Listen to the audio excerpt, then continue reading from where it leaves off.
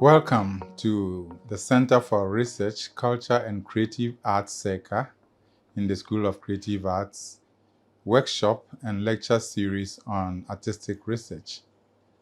Today, I present on the topic Writing the Literature Review. My name is Patrick de Graft-Jansen. I want to begin with a question. What is not literature review? And I'm starting this way because of the experiences that we have had, which require that students, apart from knowing what literature review, must also know what is not literature review. And so, in this lecture, we first want to look at what doesn't qualify to be called a literature review. Now, literature review is not a descriptive list of materials available in a particular discipline. So if you want to do a literature review, it's not about gathering materials available on the area or on the topic you are investigating, and that is not just it. That is not a collection of that. Now, literature review, again, is not a set of annotated bibliographies. In other words, it is not overview of account or documentation on the topic that you want to investigate.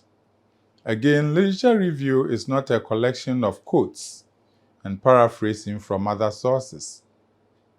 And so, as we normally see, we see students when they are writing their literature review, we see them, we read them trying to bring out a number of quotes and then a list of quotes one after the other, and that alone is not enough to be called literature review. So the question is, what then is literature review?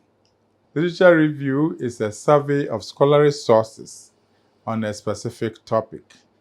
In thesis writing, it appears as a separate chapter to provide an overview of current knowledge, allowing you to identify relevant theories, methods, and gaps in existing research. And so we have to take note of what literature review does. It allows you, the researcher, to identify relevant theories that will underpin the work that you are doing, or the topic that you are researching into, or the problem that you are investigating. It also helps you, by the time you finish your literature review, if you do it well, to identify the necessary methodologies. And most importantly, it allows you or gives you the opportunity to identify the gaps in existing research. Why do we conduct literature review? In the first place, literature review helps us to demonstrate our familiarity with the topic and scholarly context. Now, one fundamental thing about literature review is even your ability to identify the documents to read, the sources of materials to read. And by doing that alone indicates that you have an idea, or you have fair knowledge, or you are familiar with the topic and the scholarly context. Literature review also helps to develop a theoretical framework and methodology for the research, as I've already said. And so by literature review, you get the opportunity of identifying the theoretical framework for, on which you will underpin your work. It also helps you to identify the necessary or the appropriate methodologies. Literature review also helps to position yourself in relation to other researchers and theorists. As you embark on researching in a specific area, you read about so many authorities about your area, and that helps you as a researcher to also position yourself. It helps you to identify yourself and know where you are standing as a researcher in that particular discipline. Literature review also helps to show how your research work addresses a gap or contributes to a debate. And so by literature review, you know the particular area, the particular gap that your work is going to fill, or the particular discipline, knowledge, new knowledge that is going to provide. In other words, literature review basically seeks to answer the following questions. 1. What studies have been done before in this topic? So your literature review will help you to answer that question. What studies have already been done in this topic? Again, it helps you to answer the question of what have others said about this topic. So you read about a whole lot of authorities, a number of authorities, and you find out what others have said about that particular topic. It helps you to know how these earlier studies are relevant to your study. So by reviewing literature, you identify portions or components of existing studies or study outcomes that are going to help you in your work. Again, literature review helps you to answer the question of how the other researches that you have done are different from your study. So you are going to be able to establish the newness and the researchability of your work. Literature review also help you to get the results of these existing research works agree or disagree with one another. So you read and find out whether the literature reviewed or existing studies on your topic agree or disagree with one another. You find out through review of literature whether studies read or works done on the work identify flaws or gaps. And this is when you'll be able to identify where you can actually position your work. And so by literature review or reviewing literature, you are going to be able to find out whether there are identifiable flaws in the existing literature or not. So let's now see how you can actually conduct a literature review. It involves a number of steps, and we are going to look at them one after the other. The first step is to search for relevant literature for your work based on your topic. So in the first place, search for relevant literature that relate to your area, your objectives, and your research questions. And that is why it is called review of related literature. So you make sure that you search for literature related to your research objectives. And this is very, very important. You always have to make sure that what you are going to read about relates to the research objectives and, for that matter, your research questions. You also have to make a list of keywords. So you make a list of keywords that will guide you to identify the necessary materials or the relevant materials to read. And then you look for relevant sources. And some of the sources could be library research, both online and hard books. These days, students are so fond of only relying on online resources, but there are very relevant materials in hard books as well. And that is why you have to visit the library with your keywords, with your research topics, objectives, and everything you have in mind in order to get some materials from hard books as well. Then you have to survey university databases. We have a number of them. If you go to the library, you will be given sources of other databases other than what are available in your library. And there are a lot of electronic sources, and your library can help you out with that. Then you should read abstracts. Abstracts are very rich sources of information that will direct you to the kind of information you need for your literature review. You should also read indices in books. These are also, they also give indicators of some of the important documents that you may need for your literature review. But then you have to prioritize your choices of materials to make sure that you are getting the best of information for your literature. And by that, what I mean is that even though you are supposed to review materials, not all sources are as authentic. There are some specific sources that are more authentic and which you can rely on for your literature review. And so in order of preferences or in this order of priority, you can first rely on articles in refereed international journals. This is very, very important. First, look for articles in refereed international journals. The next you could look for should be books, book chapters, and edited books. Books, book chapters, and edited books. Then you can also gather some literature from articles in national or local refereed journals.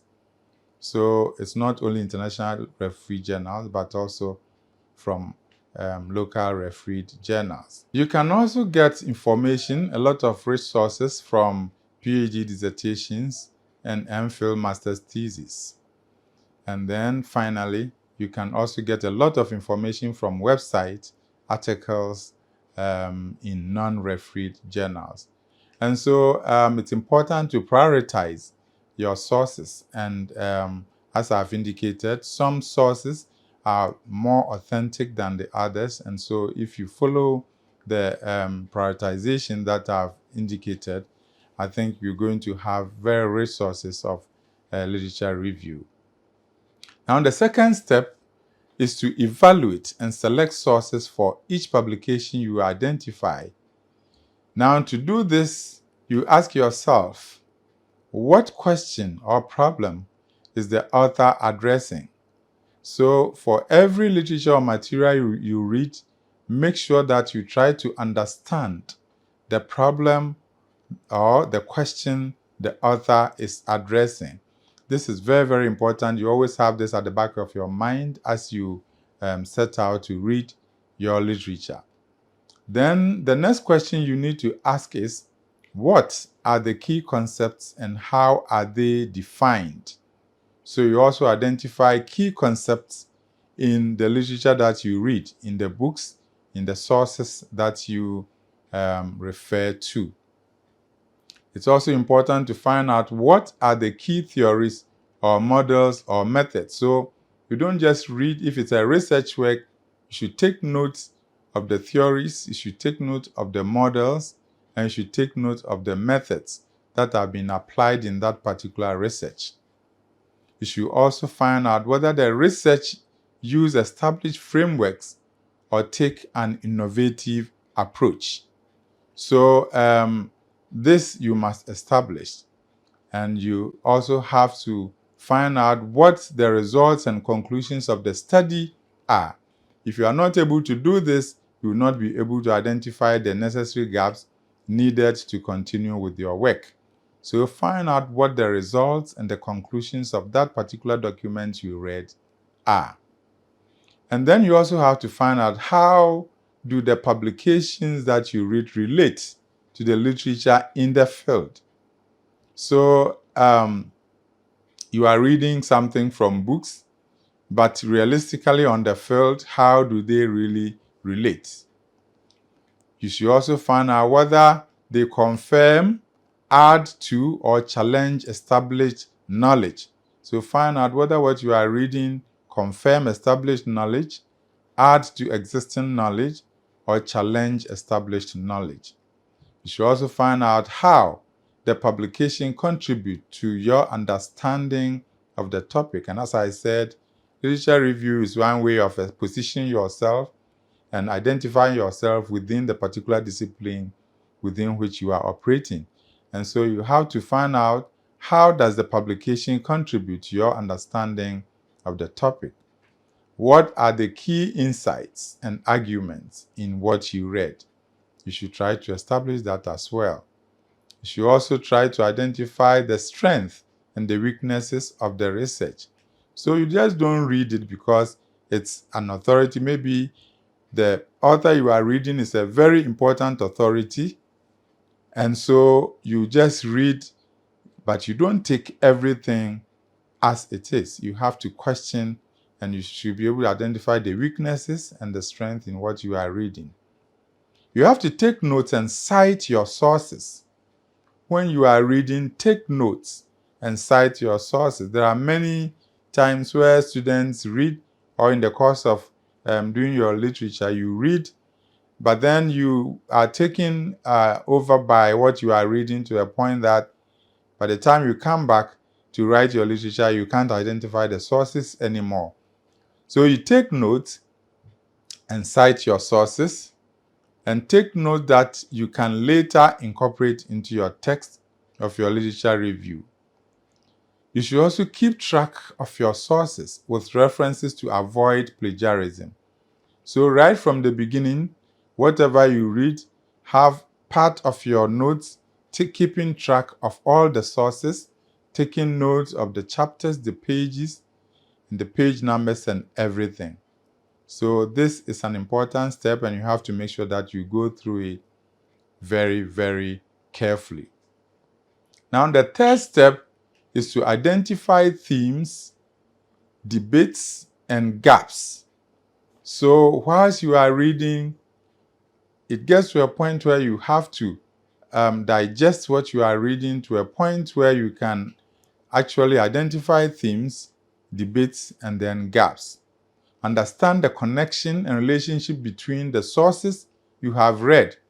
So what you read must relate to each other, and you should be able to find connections between what you are reading. And so based on your reading and notes, you can look for one, trends and patterns. So in theory, methods or results, and do setting up and find out whether certain approaches become more or less popular over time. You should also find themes, what the questions or concepts, whether the questions or concepts recur across the literature. You should be able to also identify debates, conflicts, and contradictions in what you are doing. Where do the sources disagree? Then you should find out about the pivotal publications. Are there any influential theories or studies that changed the direction of the field? Then you should identify the gaps. What is missing from literature? So if you follow these things carefully, you realize that you will be able to track what has been done and what needs to be done. And that is where your gaps becomes clear to you. Are there weaknesses that need to be addressed? You can get your gaps by considering this. Example, trends and gaps in reviewing the literature on social media and body image. Let's say you want to review a literature on a topic like media, social media and body image. You must note this, that in your reading, you may come across the fact that most research has focused on young women, because on social media, on the peripheral, that is what you see. Most of the research works focus on young women. But then there is an increasing interest in the visual aspect of social media, but there is lack of robust research on highly visual platforms like Instagram and Snapchat. This is a gap that you could address in your research. Then the fourth step, you should outline your literature review structure. There are various approaches to organize the body of a literature review. You should have a rough idea of your strategy before you start writing. And depending on the length of your literature review, you can combine several of these strategies. For example, your overall structure might be thematic, but each theme is discussed chronologically. So chronologically, the simplest approach is to trace the development of the topic over time. However, if you choose this strategy, Be careful to avoid simply summarizing sources in order. To analyze the patterns, you can also make your points and identify key debates that have shaped the direction of the field. Give the interpretation of how and why certain developments occur. If you want to go thematic, you have found something, you have to find something. That is when you have to find something recurring over and over again. So you can organize your literature review into subsections that address different aspects of the topic. For example, if you are reviewing literature on the role of art education in the attainment of sustainable development goals, key themes might be disparities in art educational definitions, differences in art educational practices, and cultural influences and interpretations of art, relevance, interpretation of sustainable development goals across cultures, and so on and so forth. So this could be some of the themes that you may want to discuss. If you want to go methodologically, that would be when you have to draw your sources from different disciplines or fields that use a variety of research methods. You might want to compare the results and conclusions that emerge from different approaches. For example, look at what results have emerged in qualitative and quantitative research.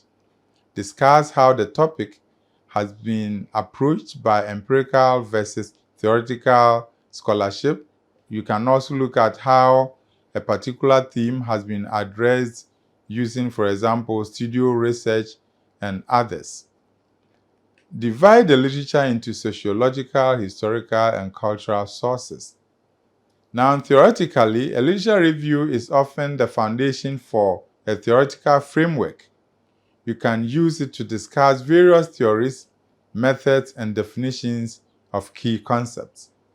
You might argue for the relevance of a specific theoretical approach or combine various theoretical concepts to create a framework for your research. Now, the fifth step, or the next step in writing your literature, is now to write your literature review. Generally, literature review are structured in a similar way to a standard essay, with an introduction, a body, and a conclusion. So in your introduction, you should clearly establish the focus and purpose of the literature review, defining your topic and setting your scope. So in the topic, for example, that we mentioned concerning investigations into social media and beauty culture and so on, you can go this way. And in doing that, in the introduction, you should be able to indicate if there is anything you aren't planning to include in your analysis, you have to mention this. So an introduction can go, for example, as this: adoration of the body, with its associated struggles with body images and appearance, have been mainly connected with acculturation and media consumption, particularly by young women.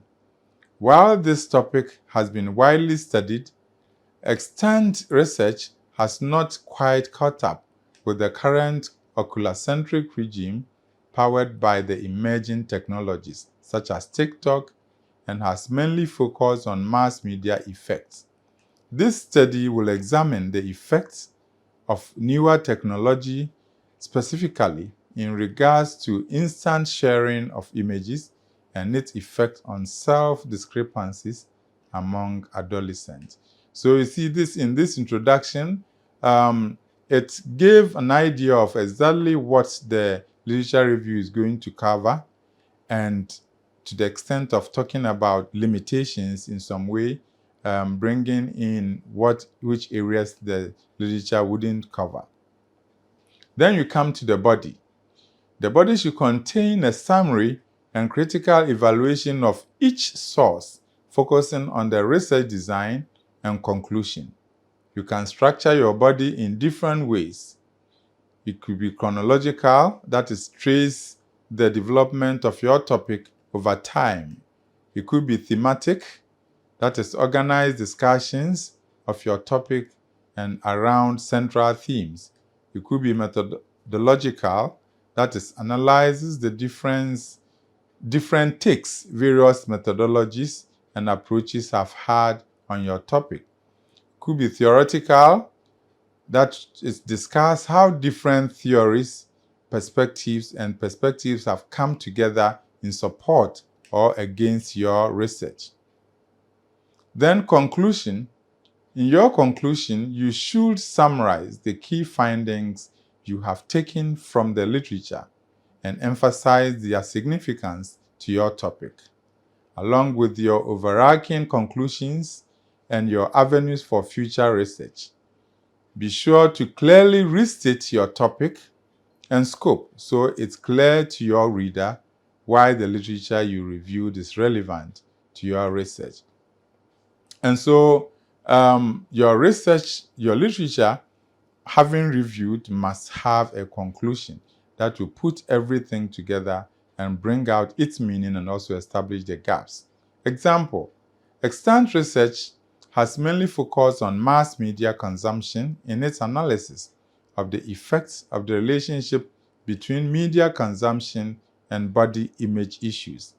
While it has shown that a relationship certainly exists, it has not robustly shown how the advent of instant sharing technologies like Instagram, Stories, and TikTok have affected the situation. And so here you summarize with all the key issues that you have identified from your reading and try to make a meaning out of it so that somebody can read your conclusions and have an idea of the pertinent areas that you have touched or you have reviewed in your literature. Then you have to look at the reference list, which is also another important thing.